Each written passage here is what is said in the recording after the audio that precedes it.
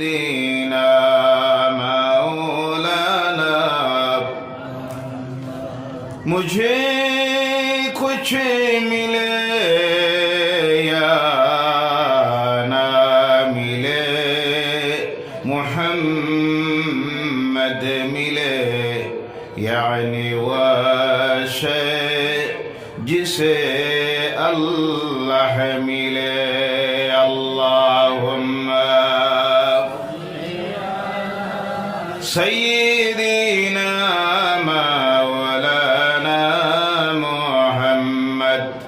وعلى آله سيدنا أرز محبت بولون اللهم صل على سيدنا مولانا محمد وعلى آله سيدنا نسيم جانب بطها وزلكن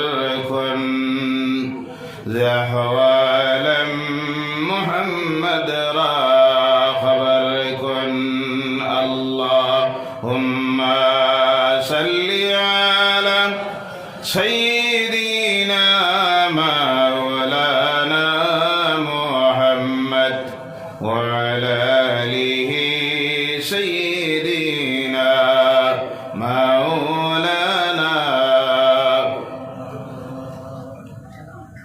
ইয়াকুবিয়া হাইলাকান্দি জেলার ঐতিহ্যবাহী ইয়াকুবিয়া টাইটেল মাদ্রাসার চতুর্থতম বাৎসরিক দস্তারবন্দি জলসার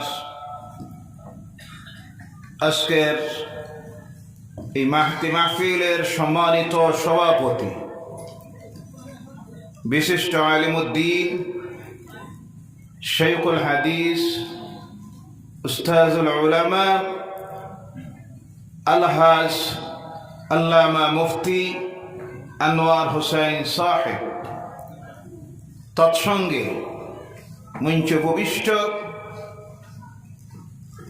পশ্চিম কাছাড় এলাকার মুফতি আজম এই টাইটেল মাদ্রাসার অন্যতম মুহাদ্দিস আলহাজ আল্লামা মুফতি শরফুদ্দিন সাহেব তৎসঙ্গে ওই মাদ্রাসার আর একজন অন্যতম খেদমতগার মুহাদ্দিস আলহাজ মুফতি আল্লামা আব্দুর রশিদ আহমদ সাহেব তাছাড়াও অনেকের নাম আমার পরে মনে আসতেছে না, আপনাদের সামনে পরিচিতি দেওয়া হয়েছে। মুহাদ্দিসিনে কেরাম যারা এই টাইটেল মাদ্রাসার খেদমত দিতেছেন, মুফতিয়ানে কেরাম যারা এই দ্বীনি প্রতিষ্ঠানের খেদমত দিতেছেন মঞ্চে উপবিষ্ট তারা, তাছাড়াও এইমাত্র আপনাদের সামনে পরিচিতি দেওয়া হয়েছে যারা এই মঞ্চে বসে আছেন, আল্লাহর হাবিব সাল্লাল্লাহু আলাইহি ওয়াসাল্লামের ওয়ারিসান উলামায়ে কেরাম ফুকাহায়ে আযম, যাদেরকে আজকে সনদ সার্টিফিকেট দেওয়া হচ্ছে, যারা ফাজিল ক্লাসের লাস্ট ক্লাস উত্তীর্ণ হয়ে আলিম উপাধি পেয়েছেন এবং ইফতা বিভাগে যারা উত্তীর্ণ হয়ে আজকে মুফতি সার্টিফিকেট যারা পাচ্ছেন, সেই সমস্ত আল্লাহর হাবিবের ওয়ারিসান সামনে ডানে বামে উপস্থিত অগণিত উলামায়ে কেরাম, মুরব্বিয়ানে আযম, আমার প্রাণ প্রিয় যুবক ভাইয়েরা, পর্দার আড়ালের সম্মানিতা মা ও বোনেরা, সর্বপ্রথমে মহান স্রষ্টা আল্লাহ সুবহানাহু ওয়া তাআলা লাখ কোটি শুকরিয়া আদায় করি, যে সময়ে বিশ্ব জুড়ে ইসলামের বিরুদ্ধে, কোরআনের বিরুদ্ধে, আল্লাহর হাবিবের বিরুদ্ধে, তৎসঙ্গে বিশেষ একটা জাতিগোষ্ঠী যাদেরকে মুসলমান বলা হয়, তাদের বিরুদ্ধে বিভিন্নভাবে ষড়যন্ত্র রচনা করা হচ্ছে।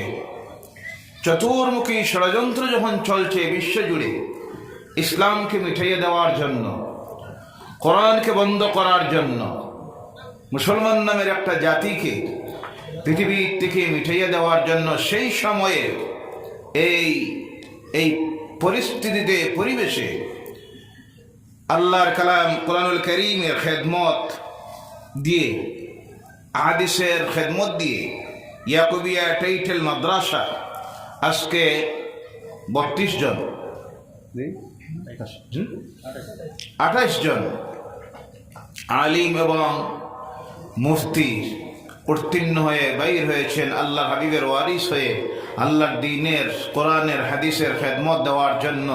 আল্লাহ পাক যে তৌফিক দিয়েছেন এলাকাবাসীকে, কমিটির কর্মকর্তাদেরকে এবং আসাতিজায়ে কেরামদেরকে। এজন্য আমরা আমাদের রব আল্লাহ সুবহানাহু ওয়া তাআলা গোলাম হিসাবে লাখো কোটি শুকরিয়া আদায় করি।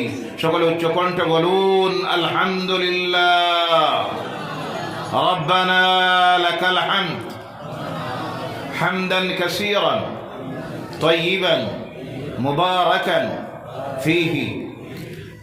এই পরিস্থিতিতে, এই সময়ে আল্লাহ দ্বীনের খেদমত আপনাদের সকল প্রকারের সাহায্য সহযোগিতার মাধ্যমে ইহা ইলাকান্দি জেলায় সুন্নি একমাত্র টাইটেল মাদ্রাসা বর্তমানে, কথাটি কি না জি, কথা বোঝা যাক, আপনারা কথা কিছু সাড়া দিবেন। গোটা হাইলাকান্দি জেলায় সুন্নি একমাত্র টাইটেল মাদ্রাসা, যেখান থেকে আলিম বাইর হচ্ছেন, টাইটেল পাস করে এবং ইফতা বিভাগে উত্তীর্ণ হচ্ছেন। একটা মাত্র ছিল আগে সরকারি মাদ্রাসা, হাইলাকান্দি টাইটেল মাদ্রাসা বর্তমানে নাই, না আছে, কলেজ না হায়ার সেকেন্ডারি হয়ে গেছে। একমাত্র প্রতিষ্ঠান। আলোচনার শুরুতে আল্লাহর কাছে দোয়া রাখি, আল্লাহ যেন এই প্রতিষ্ঠানটার আগামী দিনে আরো উন্নতি চূড়ান্ত শিখরে পৌঁছে দেন। সকলে বলেন আল্লাহুম্মা আমিন। তা কিয়ামত পর্যন্ত এই জমিন থেকে যেন আল্লাহর কালামের, তার হাবিবের আহাদিসের খেদমতের সিলসিলা জারি থাকে। এমন একটা সময় আসুক, আমরা থাকতেও পারি, না থাকতে পারি, আমরা যেন দেখি এখান থেকে প্রতি বছর 100, 200, 250-এর মতো এইভাবে আল্লাহ হাবিবের ওয়ারিসেরা বাইর হয়ে গোটা বিশ্ব জুড়ে ভারতের বিভিন্ন প্রান্তে গিয়ে আল্লাহর দ্বীনের, ইসলামের, কোরআনের, হাদিসের খেদমত দিতে পারেন। আল্লাহ যেন তার কুদরত থেকে সেই ব্যবস্থা করে দেয়। সকলে বলেন আল্লাহুম্মা আমিন। আরো জোরে বলেন আল্লাহুম্মা আমিন। আল্লাহর কালাম কোরআনুল কারীম থেকে আপনাদের সামনে একটা আয়াতে কারিমাকে তিলাওয়াত করেছে সংক্ষিপ্তভাবে ইনশাআল্লাহ, তার উপর আলোচনা রাখবো। ওয়ামা তাওফীকি ইল্লা বিল্লাহ আলাইহি তাওয়াক্কালতু ওয়া ইলাইহি উনীব। সকলে বলেন আল্লাহুম্মা আমিন।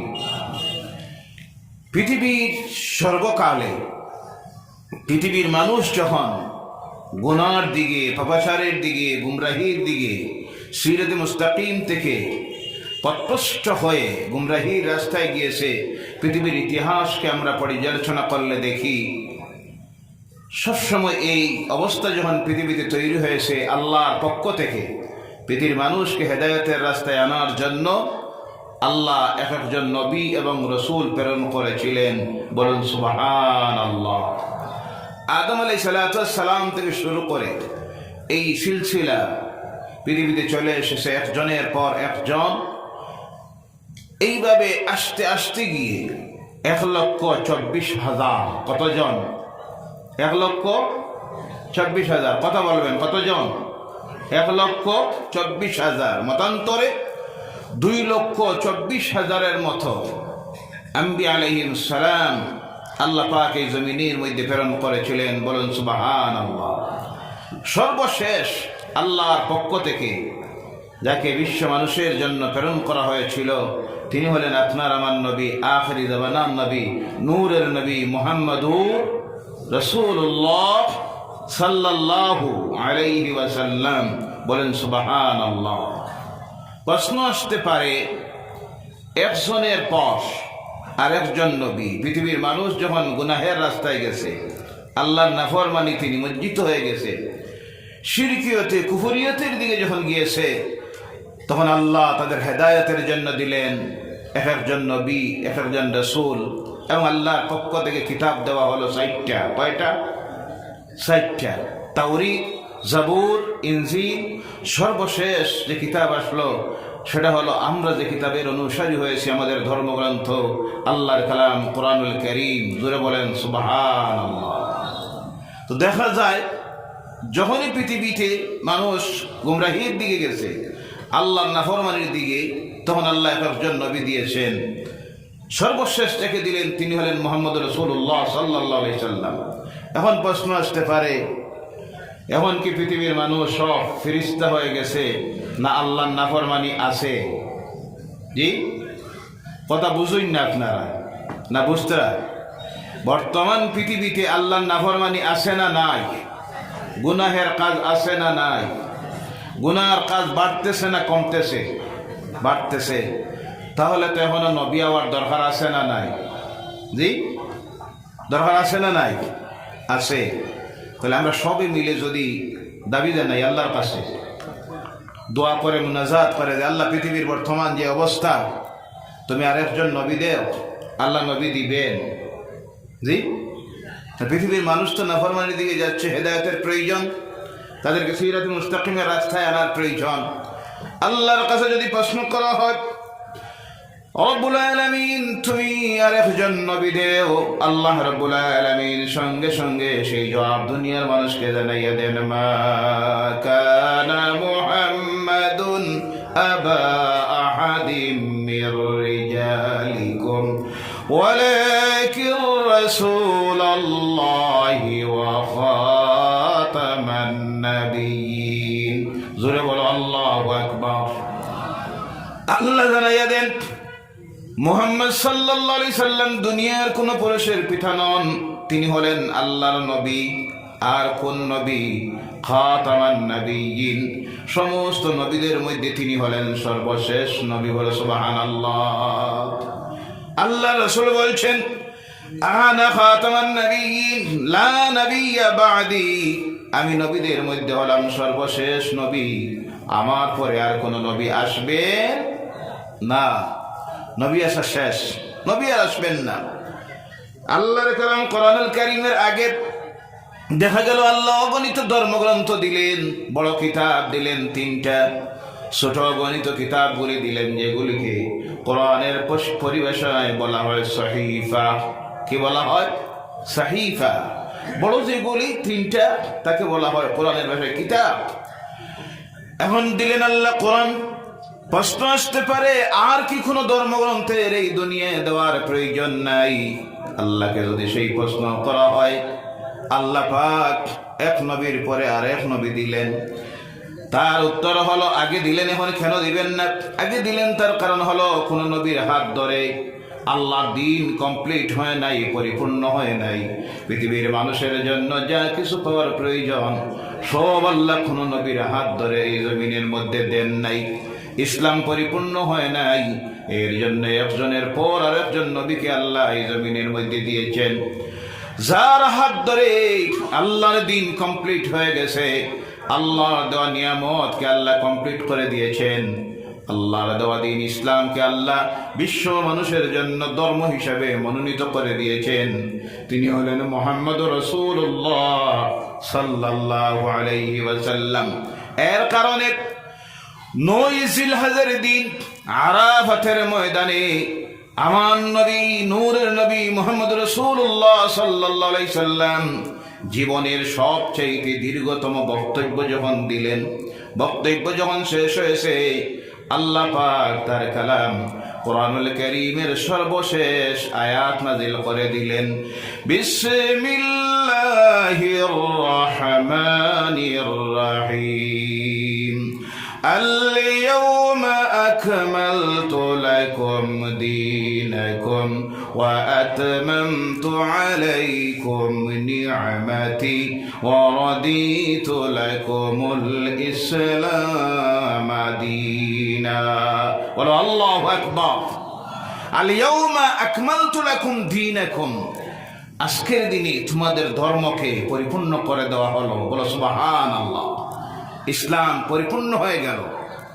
দুনিয়ার কোন নবীর কাছে আল্লাহ সার্টিফিকেট দেন নাই যে ইসলাম কমপ্লিট হয়ে গেছে, ইসলাম পরিপূর্ণ হলো আখিরি জামানার নবীর হাত ধরে। বলো সুবহানাল্লাহ। আল্লাহ যত নিয়ামত দেওয়া, তার সমস্ত নিয়ামতকে কমপ্লিট করে দিল আর বিশ্ব মানুষের জন্য ধর্ম হিসেবে আল্লাহ ইসলামকে মনোনীত করে দিলেন। বলেন সুবহানাল্লাহ। এখন আর কিতাব হওয়ার দরকার নাই।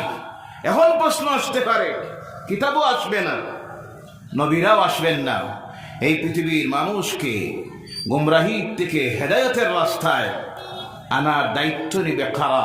আল্লাহ রাসূলের কাছে যদি সেই প্রশ্ন করা হয়, আল্লাহর হাবিব আপনি জমিন থেকে চলে যাচ্ছেন, আপনার পরবর্তীতে এই দিনের দায়িত্ব কারা নিবে, আপনার ওয়ারিস কারা? আল্লাহ রাসূল তখন জবাব দেন, আল উলামা ওয়ারাসাতুল আম্বিয়া। বলে সুবহানাল্লাহ। আলেম যারা, শিক্ষিত যারা, কারা? কথা বোঝা যায়? শিক্ষিত, শিক্ষা দুই প্রকার। কয় প্রকার? একটা হলো দুনিয়ার শিক্ষা। এখানে অনেক সময় অনেকে বিভ্রান্তি তৈরি করে এই হাদিসের ব্যাখ্যা দিতে গিয়ে বলে শুধু আপনারা যারা মাদ্রাসায় শিক্ষিত হন, যারা কোরআন হাদিসের শিক্ষায় শিক্ষিত হন, তারাই কি শুধু নবীর ওয়ারিস? তারাই শুধু নয়, যারাই শিক্ষা গ্রহণ করে দুনিয়ায় শিক্ষিত হয়ে যায়, তারাই নবীর ওয়ারিস হয়ে যায়। এটা মারাত্মক ভুল কথা। এখানে ওয়ারিস বলতে গিয়ে যাদেরকে নবীদের ওয়ারিস বলা হয়েছে, যারা আল্লাহর কালাম কোরআনুল কারীমের জ্ঞানী হন, আল্লাহর হাবিবের হাদিসের জ্ঞানী যারা জ্ঞানী হন, আল্লাহর দ্বীনের জ্ঞান যারা অর্জন করেন, তারাই হলেন আল্লাহর হাবিবের ওয়ারিস। বড় সুবহানাল্লাহ। তারাই হলেন আল্লাহর হাবিবের উত্তরাধিকারী। ওই যে মঞ্চে যারা আপনাদের সামনে বসে আছেন, এইমাত্র যাদেরকে অভ্যর্থনা দেওয়া হলো, এরা সব হলেন আল্লাহর হাবিবের ওয়ারিস। সুবহানাল্লাহ বলেন। দেখতে ভালো লাগে না খারাপ লাগে? আওয়াজ করে বলেন, ভালো লাগে না খারাপ লাগে? মন খুশি হয়েছে না নারাজ হয়েছে? এদেরকে দেখতে গিয়ে যদি কাহারও মনে খারাপ লাগে, তাহলে বোঝা যাবে তার ভিতরে রোগ ঢুকে গেছে, যে রোগের নাম হলো মুনাফিকি রোগ। কোন রোগ? আওয়াজ করে বলেন, কোন রোগ? মুনাফিকি রোগ। আমাদের সমাজে আছে না নাই? এক শ্রেণীর মানুষ আছে না নাই? ইমাম সাহেব দেখলে, হাদিস সাহেব দেখলে, আলেম সাহেব দেখলে, মৌলানা সাহেব দেখলেই এক শ্রেণীর মানুষ আছে, তাদের গায়ে জ্বালা যন্ত্রণা শুরু হয়ে যায়। আছে না নাই? বরদাস্ত করতে পারে না। বুঝে নিবেন এর ভিতরে ঢুকে গেছে কোন রোগ? মুনাফিকের রোগ। এরাই হলো আবু জাহিলের উত্তরসূরি। কার উত্তরসূরি? আবু জাহিলের। ভাইয়েরা আমার, আল্লাহ রাব্বুল আলামিন এই জমিনে যখন পৃথিবীর মানুষ গুমরাহি যেতে না যায়, নবীরা চলে গেছেন, আমার নবী চলে গেছেন, দিনের দায়িত্ব যাদের হাতে রেখে গেছেন, এরাই হলেন আল্লাহর হাবিবের ওয়ারিসান, উলামায়ে কেরাম। এরা যতদিন এই জমিনের মধ্যে এই প্রোডাকশন সিলসিলা জারি থাকবে, জেনে রাখবেন এই জমিন থেকে আল্লাহর দ্বীনকে, ইসলামকে, কোরআনকে মিটানি সম্ভব হবে। জোরে বলেন সুবহানাল্লাহ। এর জন্য ইসলামের দুশমন যারা, তারা দেখেছে, তারা গভীরে প্ল্যান করে, আমরা সেটা বুঝি না। তারা আজকে বিশ্বজুড়ে প্ল্যান করেছে। তারা দেখেছে ইসলামকে যদি মিটাইতে হয়, সরাসরি গিয়ে মসজিদে আঘাত করে যে মসজিদ বন্ধ করে দেও, সেটা বললে বিরাট প্রতিক্রিয়া দেখা দেবে, অশান্তি তৈরি হবে, বিশৃঙ্খলা তৈরি হবে, লক্ষ লক্ষ হাজার হাজার মানুষ তাদের প্রাণ দিবে, শহীদ হয়ে যাবে। কথা ঠিক কিনা? জোরে বলেন, কথা ঠিক কিনা? তারপর তারা দেখতেছে যদি এটা ইসলামকে যদি ধ্বংস করতে হয়, কোরআনকে যদি জমিন থেকে মিটাইতে হয়, মানুষের ঈমানকে যদি নষ্ট করতে হয়, তাহলে যেখান থেকে ওই কোরআনের প্রচারকারীরা বাইরে হয়, যারা আল্লাহর দ্বীনের প্রচার করে, যারা মানুষকে আমর বিল মারুফের দাওয়াত দেয়, নাহা আনিল মুনকারের কথা বলে, এই শ্রেণীটা যদি প্রোডাকশন বন্ধ করে দেওয়া যায়, এই মুসলমানদের এমন একটা সময় তৈরি হবে যখন তাদের মধ্যে কোরআনের কথা বলার কেউ পাওয়া যাবে না, হাদিসের কথা বলার কেউ পাওয়া যাবে না। কোরআন তিলাওয়াতকারী যখন পাওয়া যাবে না, তখন মসজিদে ইমাম পাওয়া যাবে না, মসজিদ বন্ধ হয়ে যাবে। মাদ্রাসাগুলি যদি বন্ধ করে দেওয়া যায়, মাদ্রাসা বন্ধ হইলেই এর প্রতিক্রিয়ায় মসজিদ এমনি তার স্বাভাবিকভাবে বন্ধ হয়ে যাবে। কথাটি কি না? তাই পৃথিবীর বিভিন্ন দেশে আমরা দেখি, বিভিন্ন সময় ইতিহাস বা বর্তমান অবস্থা, বিভিন্ন সময় বিভিন্ন দেশে তারা আইন জারি করে তখন মাদ্রাসার বিরুদ্ধে বিভিন্ন অপপ্রচার করে মাদ্রাসাগুলি বন্ধ করে দেয়। বিভিন্ন সময় তারা করেছে। আজকে শুধু নয়, এই সিলসিলা চলে আসতেছে আমার নবী মুহাম্মদুর রাসূলুল্লাহ সাল্লাল্লাহু আলাইহি ওয়াসাল্লামের জমানা থেকে শুরু করে হযরত আবু বকর সিদ্দিক রাদিয়াল্লাহু তাআলা আনহু রাত্রি যখন হতো উচ্চ কণ্ঠে আল্লাহর কালাম কোরআনুল কারীমকে যখন তিলাওয়াত করতেন, মক্কার নেতৃস্থানীয় কিছু ইসলামের দুশমনেরা কাফির মুশরিক নেতারা এসে বলল, আবু বকর তুমি এইভাবে কোরআন তিলাওয়াত করিও না, করলে অসুবিধা হয়। আমাদের স্ত্রী ছেলেমেয়েরা তোমার চতুর্দিকে এসে দাঁড়াইয়া যায় কোরআন শোনার জন্য। বলে সুবহানাল্লাহ। কোরআনের বিশেষ মুজিজা আল্লাহ দিয়েছেন। বুঝুক না বুঝুক, মানুষ যখন তিলাওয়াত শুনি কোরআনের তিলাওয়াতে আকর্ষিত হয়ে যায়। সুবহানাল্লাহ বলেন। আবু বকর রাদিয়াল্লাহু তাআলা আনহুকে বলল, তুমি যদি কোরআন তোমার জোরে তিলাওয়াত বন্ধ না করো, তুমি মক্কা ছেড়ে দাও। তিনি রাজি হয়ে গেলেন। তিনি বললেন, আল্লাহর কালাম কোরআনুল কারীমের তিলাওয়াত ছাড়তে পারবো না, মক্কা ছেড়ে দিব। সুবহানাল্লাহ বলেন। এটা হলো ঈমানের দাবি। কিসের দাবি? ঈমানের দাবি, ঈমানের পরিচয়। রওনা করেছেন, মক্কা ছেড়ে দিয়ে রওনা করেছেন। মক্কার সীমায় বর্ডারে চলে গেছেন। মক্কা শহরের ওনার পুরাতন এক বন্ধু, সেও তখন মুশরিক, ওনার সঙ্গে সাক্ষাৎ হলো। বলল, আবু বকর কোথায় রওনা করেছো তুমি? তিনি বললেন, এই মক্কায় আমি আর থাকবো না, মক্কা ছেড়ে দিয়ে রওনা করেছি, যেখানে ইচ্ছা সেখানে চলে যাব। কেন তুমি যাবে আবু বকর? তিনি বললেন, যাওয়ার কারণ হলো, তারা বলে আমি আল্লাহর কালাম কোরআনুল কারীমকে তিলাওয়াত করব না, উচ্চ কণ্ঠে পড়তে যদি হয় আমি ঘরের ভিতরে বসে বসে পড়ব।